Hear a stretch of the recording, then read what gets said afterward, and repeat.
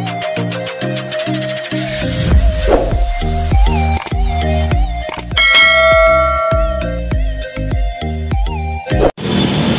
araw mga idol, nandito kami ngayon sa Marikina Sports Center mga idol. Meron na kami servicean dito, tumawag sa atin yung kliyente natin na ayaw raw umandar itong kanyang sakyan.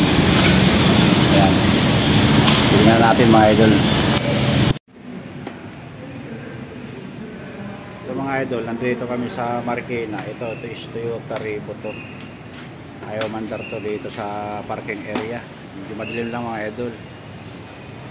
Ayan, pinagulong lang dito. Ayan mga idol, try natin panda rin. Mangat. Mangat? Iya, panda rin mo nga.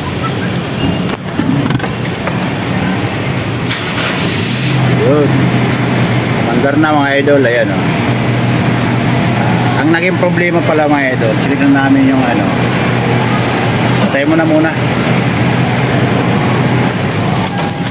Sinik na yung mga idol, yung fuse, saka relay doon sa fuel pump, buo lahat yun mga idol. Yan lang naman ang naging problema ng issue ng ganitong Toyota Revo. Ngayon, sinik din namin,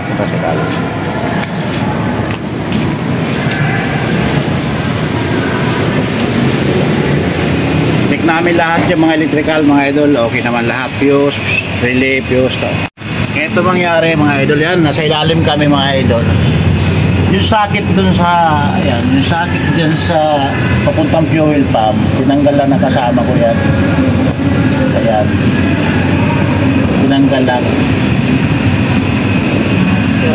List niya yan, may ilaw, may kuryente yan, lahat mayroon siyang contact.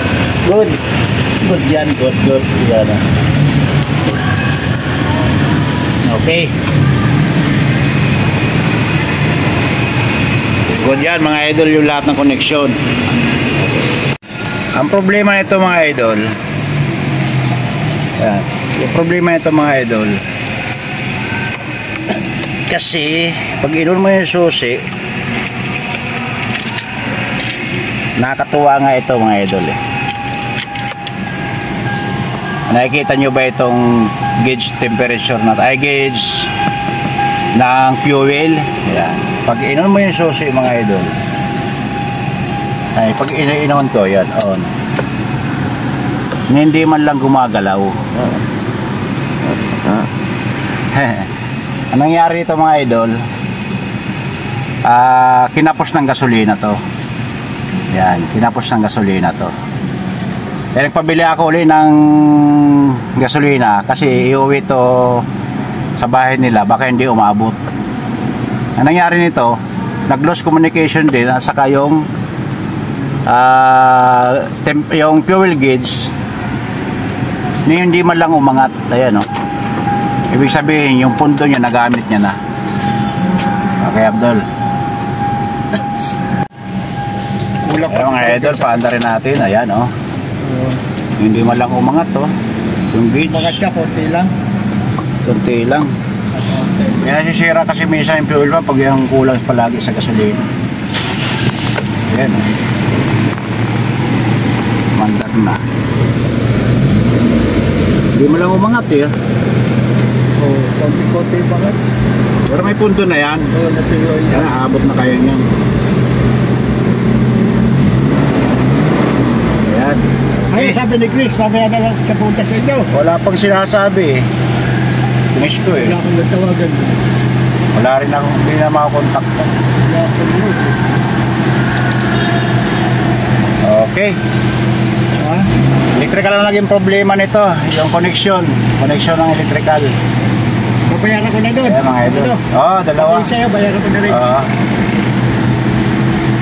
Okay mga idol.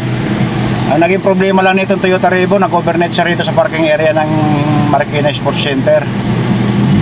Kinulang sa gas, tapos yung electrical kulang, nag-lost communication. Sinek namin yung fuse, buong fuse, saka yung relay buo. Yun lang mga idol, konti share lang. Alam mo yung issue lang nito, kulang lang sa gas. Okay. Kasi pag tinister namin yung papuntang fuel pa, meron naman siyang kuryente. Ito lang mga idol. Nandito na lang mga idol. Sana may counting experience sa mga ganitong may Toyota Revo.